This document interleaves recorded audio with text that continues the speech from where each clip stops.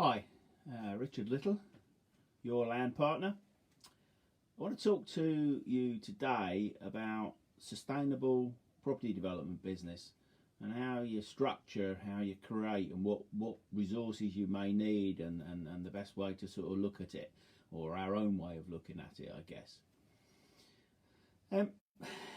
I see a lot of people getting into property development and sort of look at doing it with very little money, certainly very little of their own money, potentially using other people's money. But I think that the thing about this is you can't get into development without some cash. You've got to have some money.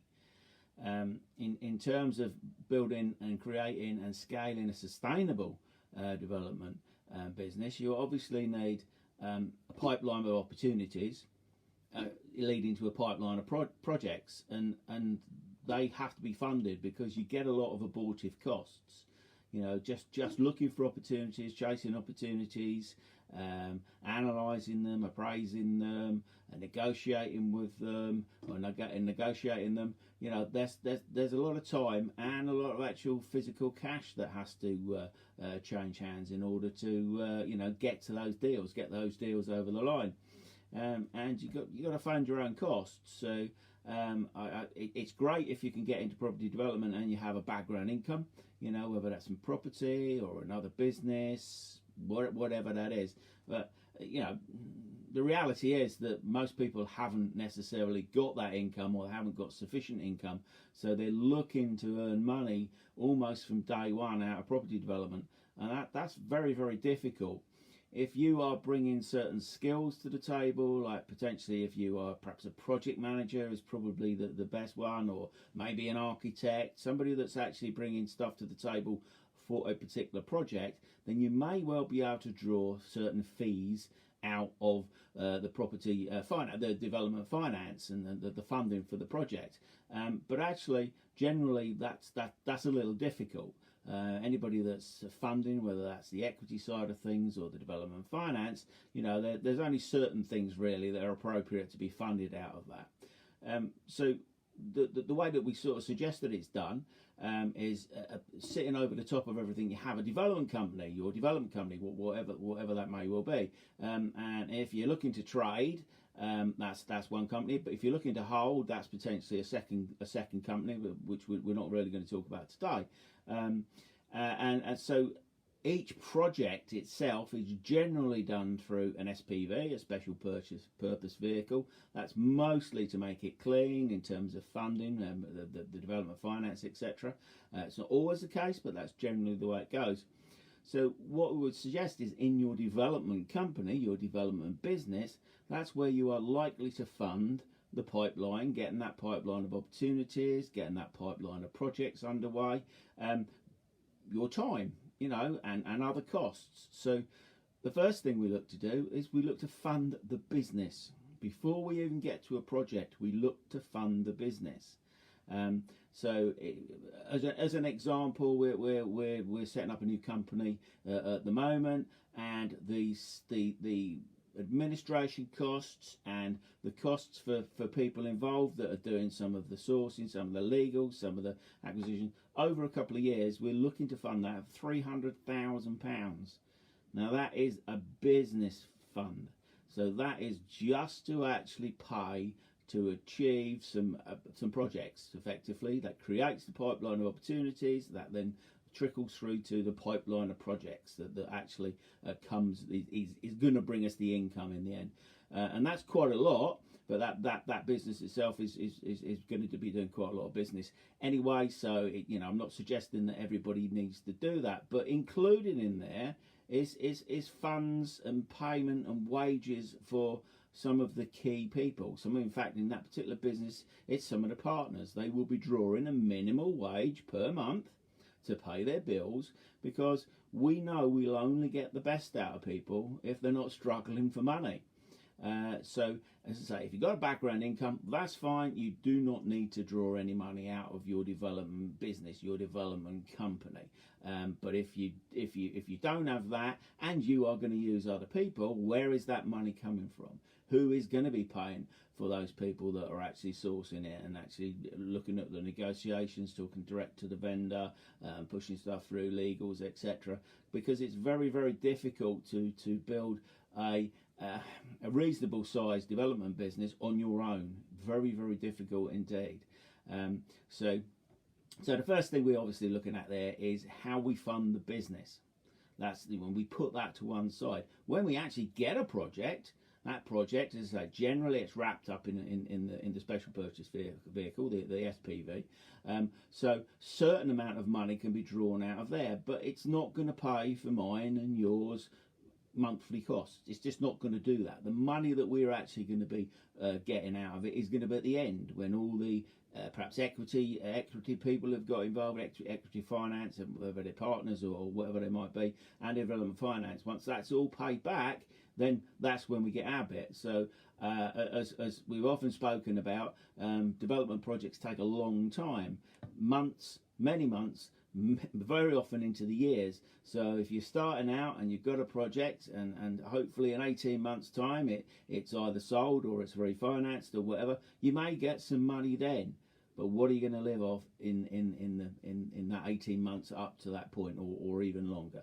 We have a project on our desk at the moment that will be in excess of 6 years from the time that was first brought to our attention, the time that we actually got involved, and the time that we exit that. At the moment, we don't know whether that's an exit for a sale or an exit as a part sale. We don't know that at the moment. If it's a sale, then hopefully there'll be some chunks of money. If it's a hold, there won't be any chunks of money either, because it'll all be left in there in terms of the end finance. So I mean, I'll sort of reiterate this again, not apologising for repeating it, because too many people think you can get into development and do it with no money or very little money.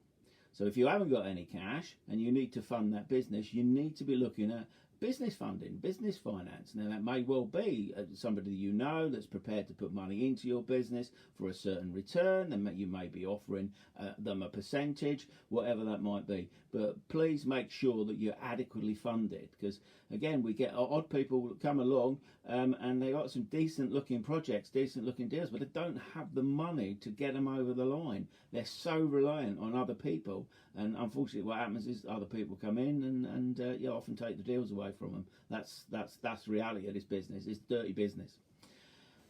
So once you've got a project and it's in that SPV, then that project is, it'll chug along, and depending on what you're doing, whether you've got a main contractor or you are the main contractor. So this is another thing that you need to consider. In times when we should always be looking at the margin, but when times are tight and the market's uncertain, we've got to protect the margin even more. So we've got to be looking for that edge, that other 2, 3, 4% that we might be able to find in terms of reduced costs.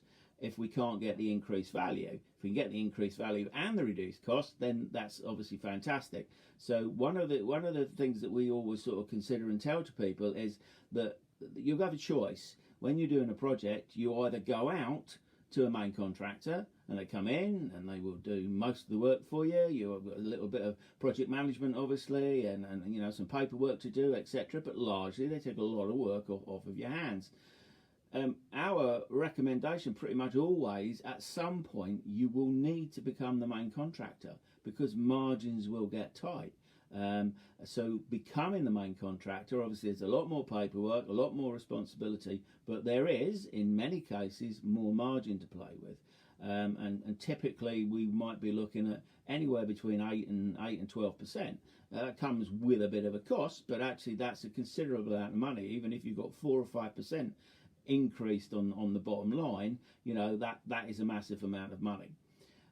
So look to becoming the main contractor. In your early days, it may be that you're not possible to do that. You haven't got the experience, you haven't got the right people. So the other thing we look to sort of suggest is that you perhaps partner with a contractor, a main contractor, that will actually deliver the project for you.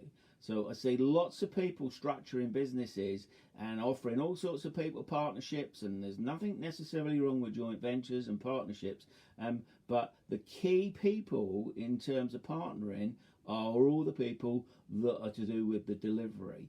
Yes, you can partner with a landowner, and yes, that sometimes works. Mostly, I'm going to be perfectly frank with you, it doesn't.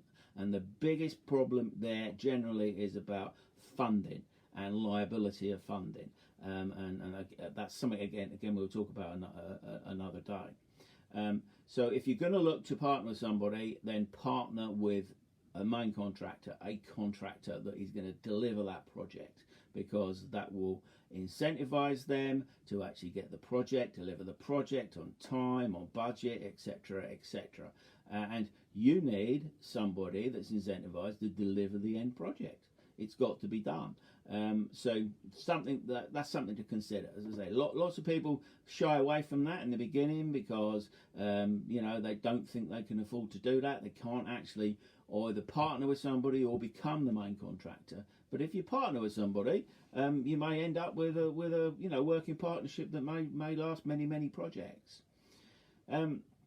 So sort of step back a little bit and sort of say how, in terms of funding the business we've already spoken about, but funding a project. So we need equity. You might have all your own cash. That's great, but you might be bringing equity partners in or equity in. Now that can be brought in as a partnership. It can be brought in as a fixed return, which is very much the way that we do it. We don't really partner with the equity people.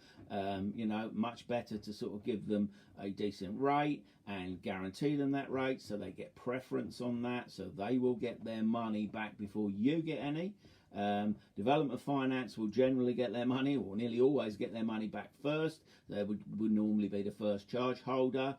Second charge might be held by equity partners, equity providers, so they'll get the money back second anyway. But anybody that you are bringing to the table and you offering them a percentage of something, you really need to make sure that you are going to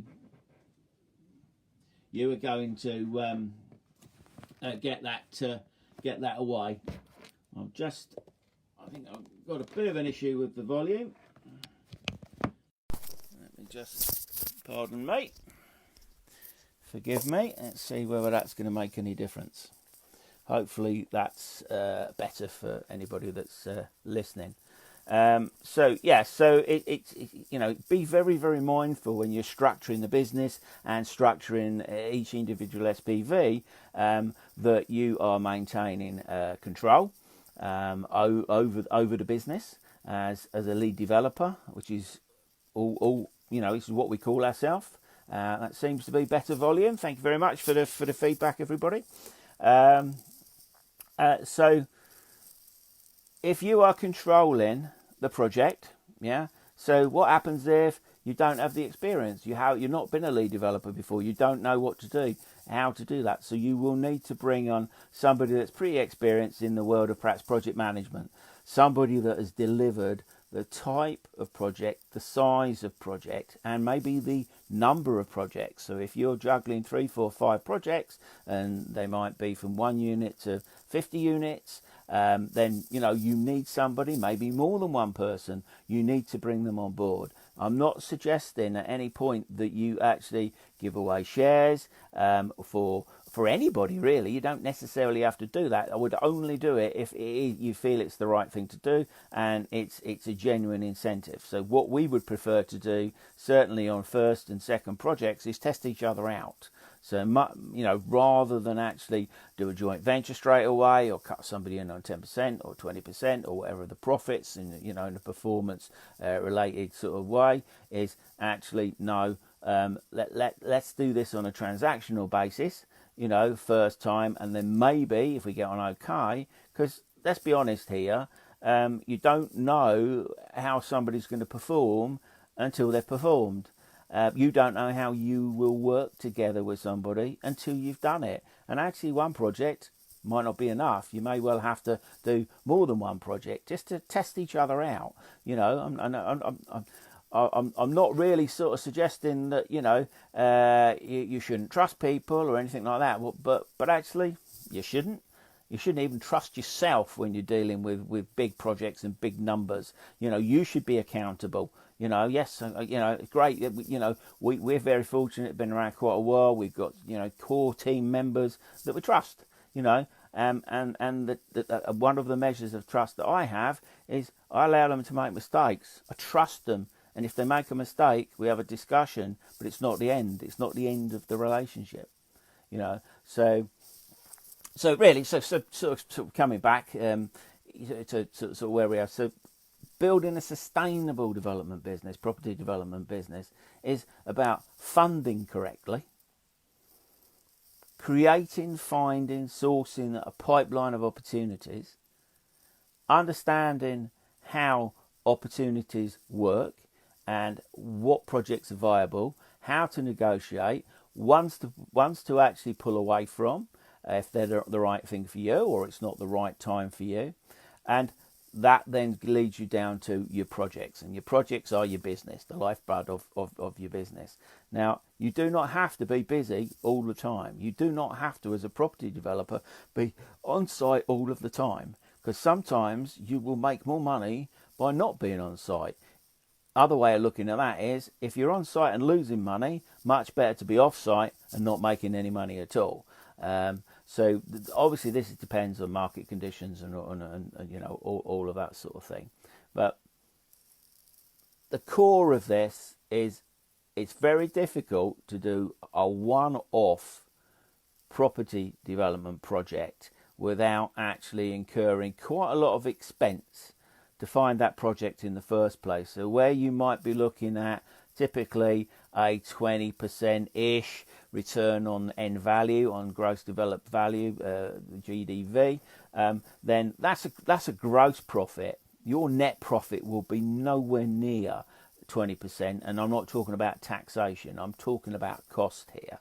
I see all sorts of people saying they're going to make this profit and they're going to make that profit, and invariably we don't see that, they have made this profit or they have made that profit. We do get people sharing occasionally what profit what they have made, and when we look into that, unless it's actually been in the market's been really, really hot, really rising, values going up, they do not make the money that they think they're going to make at the end. Because if you are in the development business and you are making 20% on costs, 17.5% or so on GDV, in and around those numbers, and that is an actual profit you're making, then you'll do very, very well.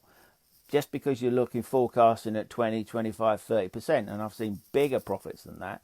Seriously? Okay, show me the numbers. And I'm not saying they don't exist. We've never had one, and we've worked through a lot of hot markets, and we've never made profits like that. Not when it comes down to it. So anyway, a sustainable development business requires deals and funding and a bit of experience to actually make sure that they all go through. The key is, right back to the start, you need to fund the business. You need to fund the sourcing, the appraising. If you're not able to do that, where is that money coming from? So typically, if we were looking at one deal, we may find that we're looking at over 100 deals to find that one deal. Yeah, might be less than that, but actually typically it probably wouldn't be. The cost of doing that in your own time or other people's time, it's phenomenal. It's phenomenal. And actually getting that to the point where you start on site, it's thousands and thousands and thousands of pounds, even for a small project. It's thousands of pounds. Most people don't count how much. They don't know how much it is because they haven't counted it. They haven't counted for their time. So for us, doing a one-off project is very risky. What you're actually much better off doing is saying, right, I'm going to be a property developer and I'm going to develop to sell, develop to hold, a mixture, whatever it might be. And I'm looking to build a business over the next 3 years. And I'm going to keep in doing this business for perhaps 5, 10, 15, however long it is. So then you put the foundations, you put the correct foundations in right at the start. So if you haven't got any money, tricky, really, really tricky. And I'm not going to pull any punches here. Almost impossible without any money. Yeah, in theory not, I've got that, but almost impossible. Now, there'll be one or two people that watch this and you're the difference. You are the one or two that will make it anyway. But for most people, sorry guys, you need to bring some money to the table, because otherwise, you're just going to spend a lot of time and getting nowhere.